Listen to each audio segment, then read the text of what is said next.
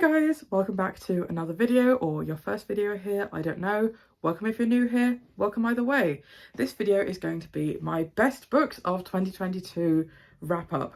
Now, I had an amazing year, not only with the number of books I read, which was more than I think I ever have, ignore my dog snoring, but also I had a huge number of 4 and 5 stars. I really enjoyed a lot of what I read. So I, for the life of me, could not knock this down to a top 10. And I think I've knocked it down to a top 15. I'm going to need to count them up later, but at the moment they're at a top 15. So let's get into, first we have 2 honourable mentions. So just to briefly talk about my favourite comics that I had this year as my honourable mentions. I reread this entire series this year. This is From Far Away by Kyoto Hikawa, and I often say these two are both my favourite manga series. This one I think is my ultimate favourite. This is about a young girl, Noriko, who is caught up in a terrorist bombing, and the police cannot find her body. They don't know what's happened to her, and what has in fact happened is that she's been blasted into this fantastical world, and it's not all that she dreamed of. She's been seeing this world in her dreams, and it's much more horrifying than she imagined. Now I'm making it sound more horror. Anyway, it's much more dangerous than she imagined from her dreams, and it's about her navigating this new world and really not only finding her place, but making her place in this world, learning the language, making friends, and growing up. She grows a lot in this series, and it's just such a fantastic story. I love the messages. I reread this every couple of years or so. I just love this so much, and I feel like I reread this when I need to know that there are good manga out there. This is just so good. This one is about a girl, Yuya, who she is a bounty hunter. She is very good at what she does, and she goes after dangerous bounties. And she finds someone who she believes is someone who has this big bounty on their head, and soon finds out that there is actually 2 souls residing in this one body, and then goes on this adventure.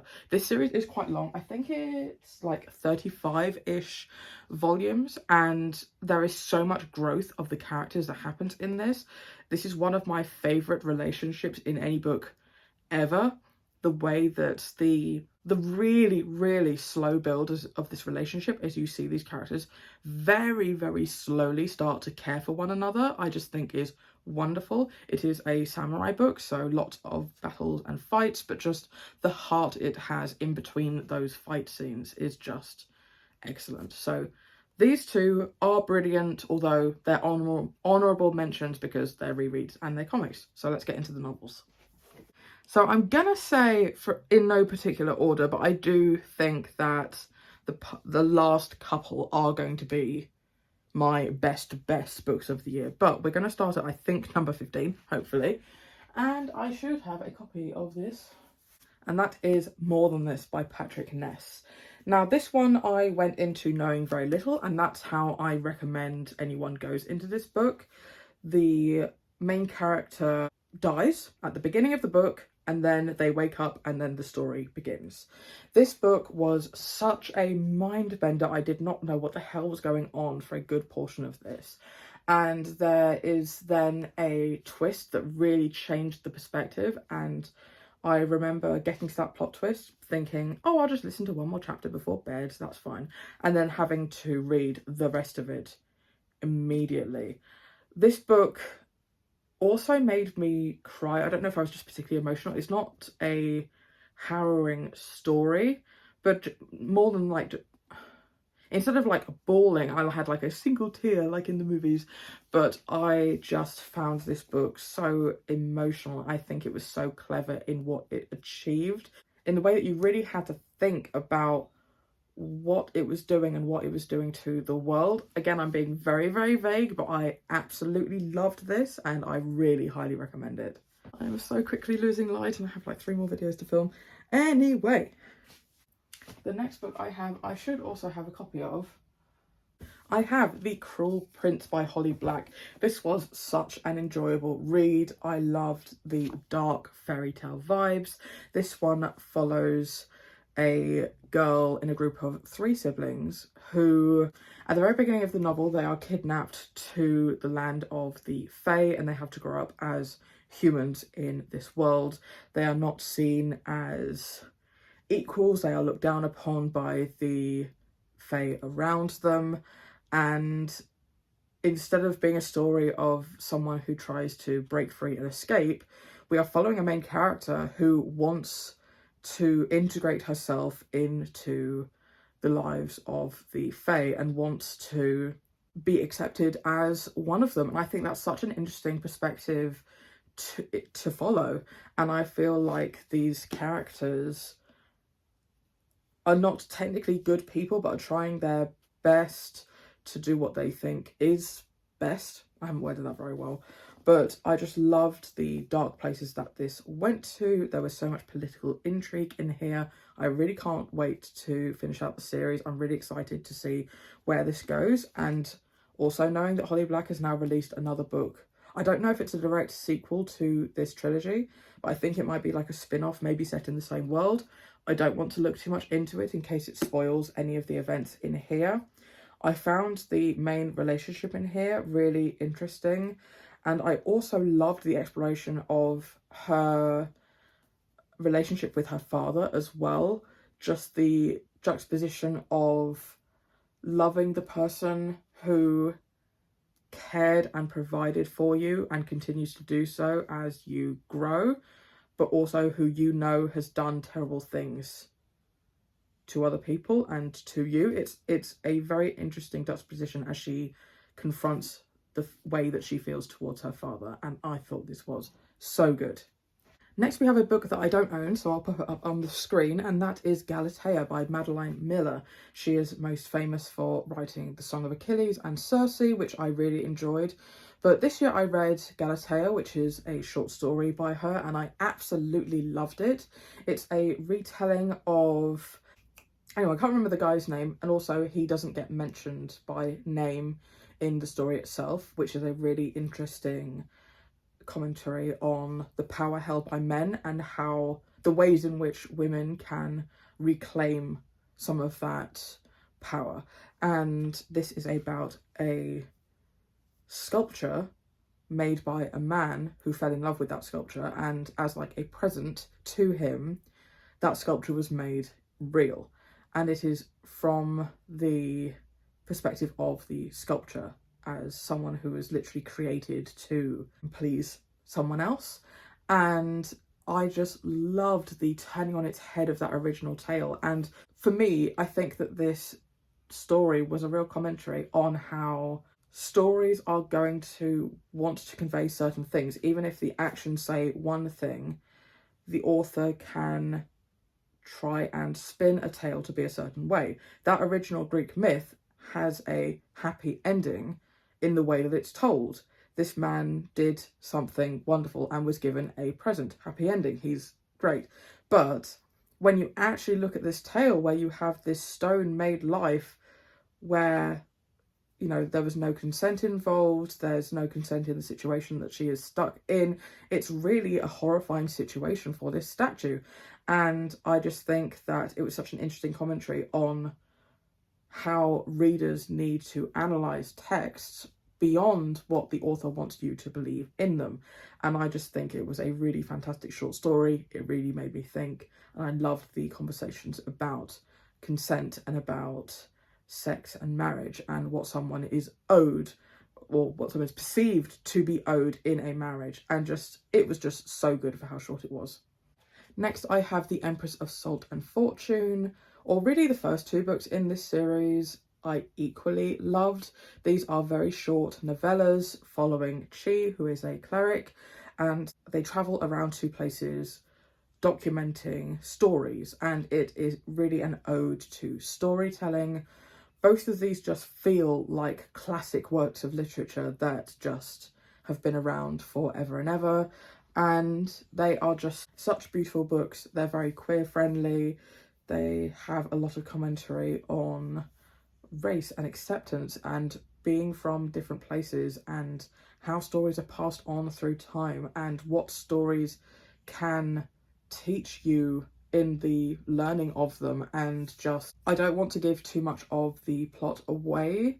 The first book, I will say, is based on Chi coming across a woman rabbit and about how Rabbit is then retelling the story of when she was a handmaiden to the Empress of Sultan Fortune in years in the past, and I loved it a lot. I also think that the author doesn't shy away from there being darker topics in these, as has been the case with a lot of fairy tales over here.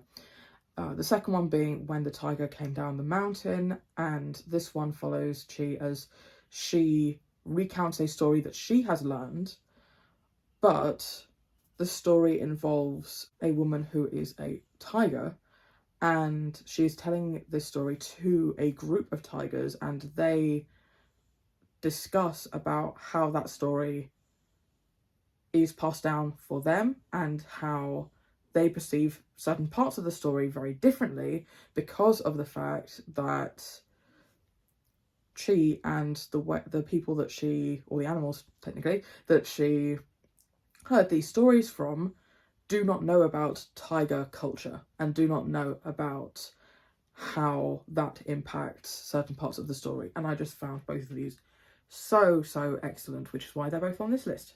Next, I have Cinder, the first book in the Marissa Meyer Lunar Chronicles series. This book was just so fantastic. I can really see why this series has stood the test of time, and it, in the series, follows a bunch of different characters who are based on classic fairy tales, but they are reimagined into this sci-fi near future world. In this book, we follow Cinder, who is a mechanic, and the story then progresses way differently from the original fairy tale, obviously, but it's such a excellent commentary on discrimination and seeing others as less than, and what fear of certain peoples can drive others to do, especially when countries are in a time of hardship. And I just see this series continuing to thrive. I absolutely loved it. By the way, I'm not saying less because I enjoyed the books any less. I just realised I have quite a number of books to talk to you about, and I don't want this video to be a million miles long. Miles? A million hours long. Anyway, next up we have essentially any of the musicals from Star Kid that I read the script of this year. So I am a big fan of Star Kid. They are a theatre group who started off in either school or uni doing parody musicals of a lot of their favourite shows, where they write the scripts and the scores, and they do that, and they have since turned into their own company who produce musicals. But the thing that they do is that they release them on YouTube for free to anyone. So I think that they're a really good company that are really doing great things in order to promote access to theatre and performance. I just think they are amazing.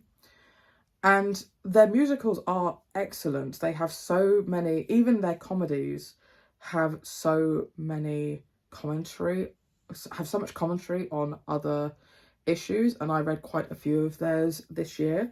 My favourite personally is The Guy Who Didn't Like Musicals, which is about a protagonist in the middle of a musical, and his town starts experiencing this plague essentially where people start singing as if they're in a musical, and it turns into this horror apocalypse scenario where he has to save the town and possibly the world from this apocalypse. And it's amazingly funny, and I thought that comparing the script to the stage version was very interesting as well, because there were certain things that I know had to be cut for time, and it was so interesting to see how those things would have panned out in the final show. So I really enjoyed these. Next we have two that I kind of see as I like in a very similar fashion. I think they are incredibly similar, and that is the Will Darling series I read the first two books in, and the Lord of Eternal Night series, which again I read the first two books in. So the Will Darling series is about a man who fought in, I think it was World War II, but now I can't even remember, who fought in one of the world wars.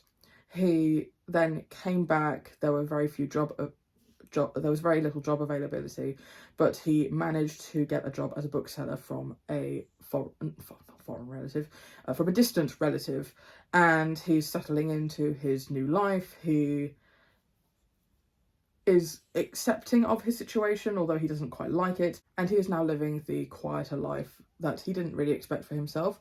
But he then starts having people appear in, well, not appear, it's not a magical story. People start visiting him in his bookstore, people being threatening or violent and demanding that they know where a piece of information is, and demanding that they hand it over, that he hands it over to them, or there will be consequences, and he has no idea what the hell is going on. He then has to pair up with this guy who's very mysterious, clearly has a lot of secrets, and how he doesn't really know if he can trust, but he's going to have to solve the mystery with him. And I just loved their back and forth. It's queer. I just loved their dynamic. I love characters who you really don't know what side they're on, and who aren't good people and know they're not good people, but they still just try their best. And in the time frame that we're in, I am really satisfied with the development of these characters. I don't think the characters become completely different people by the end. That's all I'm going to say. I don't want to spoil too much about it, but I really enjoyed it. The Lord of Eternal Night series is a fantasy, but I think has a lot of the same witty back and forth between the two main characters especially. So in this one, you follow a male witch who his whole life has been trained in combat, especially with his magic, and every year the village have to give someone up as a sacrifice to the demon living in the castle in order to be left alone for the rest of the year. And Jack, this male witch, has been chosen in order to be given as a sacrifice, but during that time has been tasked with killing the demon instead. And it's about both of them learning things about the other, learning to challenge the things that they have been told about the other and about their society, and them slowly learning how to love as well. I thought that this was so excellent. I love the relationship that formed, and again, I love the grey morality of the characters, the decisions that they make, and also the take on revenge that this book had. I thought was so interesting.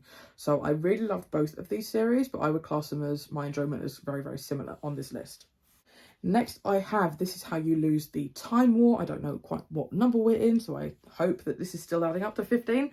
But I really love this novella. It's so good. It is about two rival agents, Red and Blue, who are the best of the best in their respective sides of this war through time. And I didn't quite understand how a time war would work, but essentially it's where agents are sent to certain periods in time, places and time periods and locations, etc., in the multiverse, where they either stop something or start something from happening in that time period in order to affect the outcome of the war.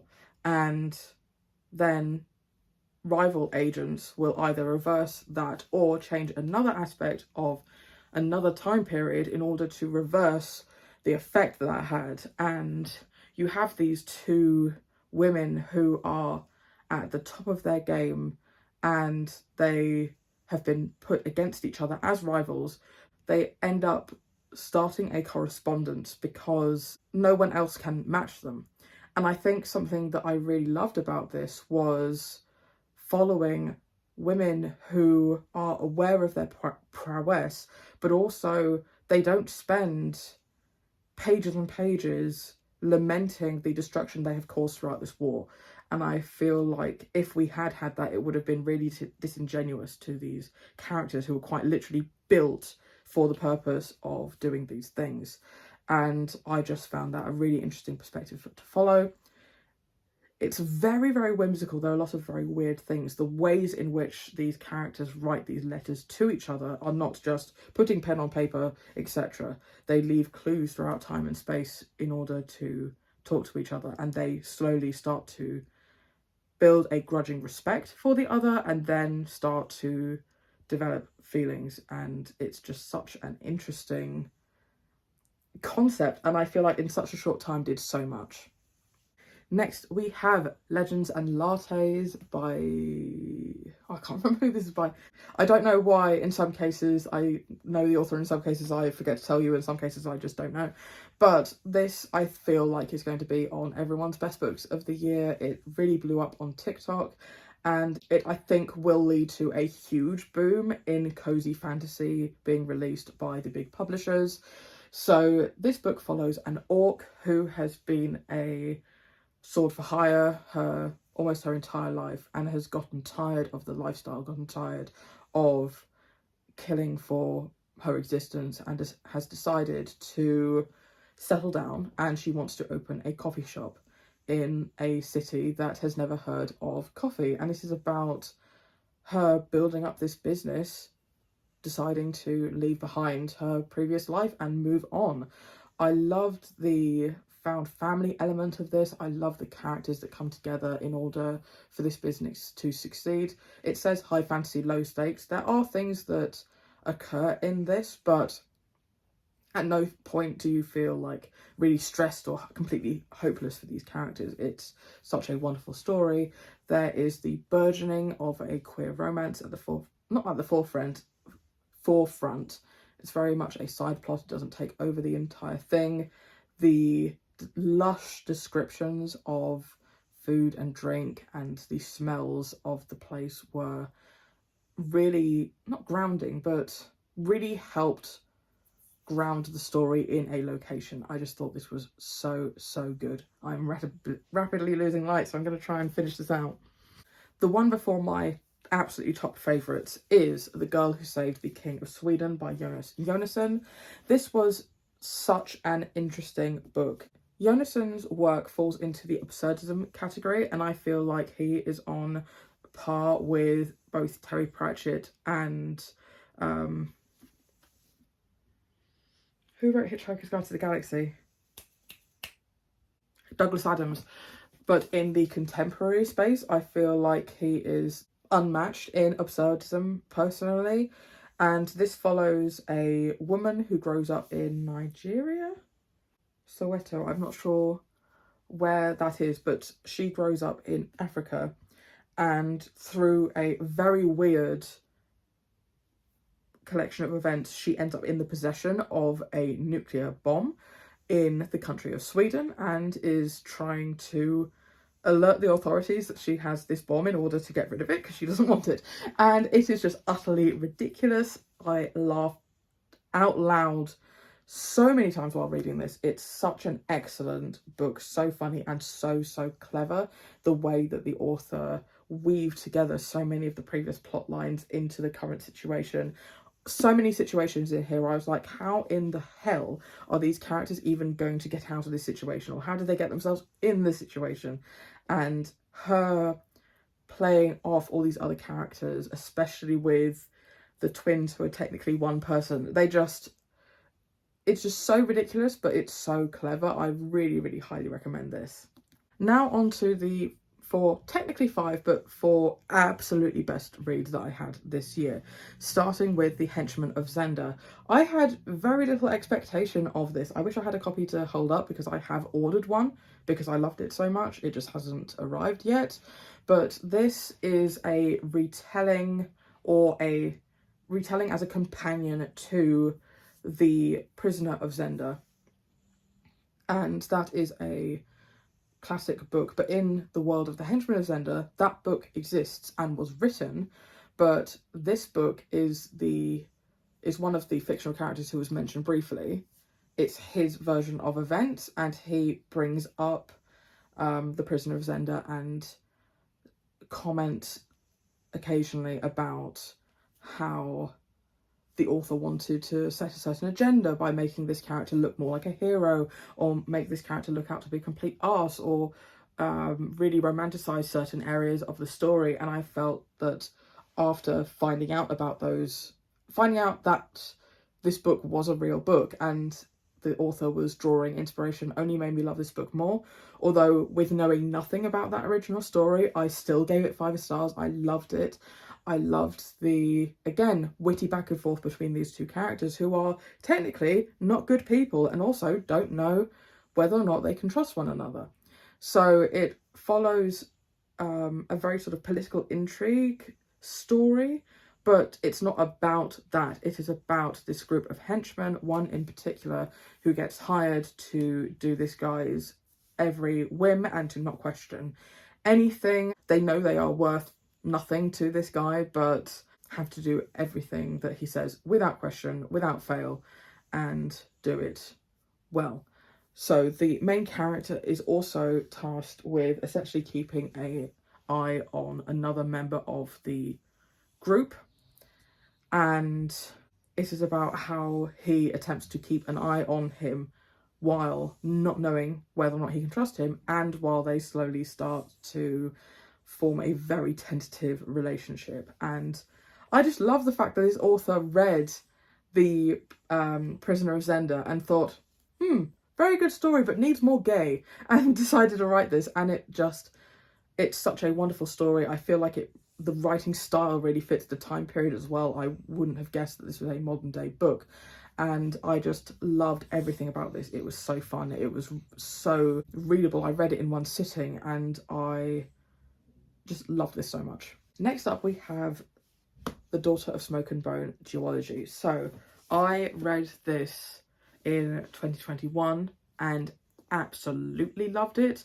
This to me is the epitome of what YA paranormal romance could have been in its heyday. It is so good, and I finished out the trilogy this year. So the books that are on this list technically are these two, that's why I said technically 5, but because obviously I don't want to spoil what happens in these two, I will go through the events of the first. So in this book we follow Kaoru, who is trying to live a normal life as an art student in Prague. However, on the side, she is also a messenger and someone who does jobs for a bunch of chimera or monsters, and her world gets turned upside down one day when she encounters an angel and gets swept up into this other world that she never knew existed. Now, this one, just every single trope that I hate about so many YA paranormal romances just never happened in here, and every time I was like, oh, this might be this thing, it just never turned out to be the case, and I loved it so much. It's not a romance with the backdrop of war where the characters, leave everything behind. It's a war with the backdrop of a romance. You have so much commentary in here about cycles of violence and how violence just ends up breeding more violence, and how the only people who profit from war are the people on the top. And it was just such an interesting book, and neither of the sequels disappointed. I think it kept up the pace and the intrigue, and everything was just so good in every single one of these books. I was so satisfied by how it ended, and I know this book has had a lot of readers, but I just feel like this needs a resurgence. It was so good. Right, second to last, we have The 7 Deaths of Evelyn Hardcastle by Stuart Turton. So this one was a fairly recent read that just absolutely blew me away. This is so clever. It's about a man who wakes up in the middle of the woods. He has no idea who he is, what's happened. He has no memories before that moment, and he has no idea what he's doing in the middle of the woods. And he makes it back to this manor where he's supposedly staying with friends, and he goes through his day trying to gain back his memories, and at the end of the day, one of the people in the house dies, and Evelyn dies, and he wakes up the next morning starting the day again and in the body of a different guest. So he is basically tasked with solving the murder of Evelyn before he runs out of guests and before the people who are after him catch him and kill him. So I just think this was so clever. I've read the Groundhog Day, reliving the same day trope a couple of times now, and in the books where it works, I love it so much. I think it's such an interesting trope. However, this is the first time I've read it where actions that the main character takes in the first couple of days do have consequences for how the events turn out in the next couple of days. And that just added such an extra layer of complexity to this.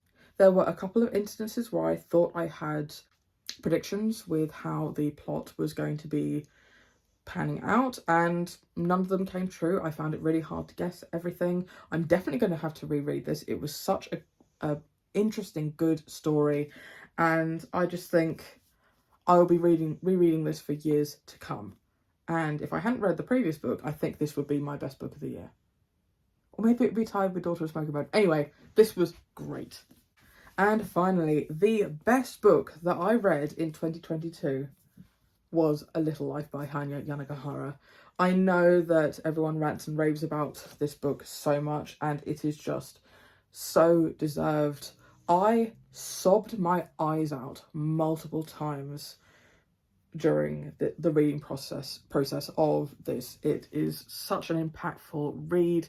It follows these 4 men who become friends in their uni college days, and it just follows them interacting throughout their life and how things change and their relationships change and how much they rely on one of the 4 central characters, Jude St. Francis, and how each of them are impacted by each other. I can't even tell you more about the plot because it's such a character study. There are so many things in here that these characters go through. I would say this is a book with every trigger warning under the sun.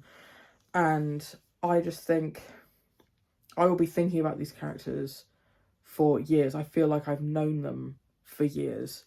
And it was so cleverly written as well. The perspective of which character we're following does change throughout here. And I love how the moments that were chosen to change perspective also meant that not only were we finding out about that character that we changed to, but also we would change to one character in order to learn about the other through how this character sees them. And there were certain moments where I just had to stop and think about how this author managed to describe something in such a beautiful way. One of these characters is a painter, and when you're in his head, he's talking about the way that light and colour interact with the world around him. I just thought was so beautifully told.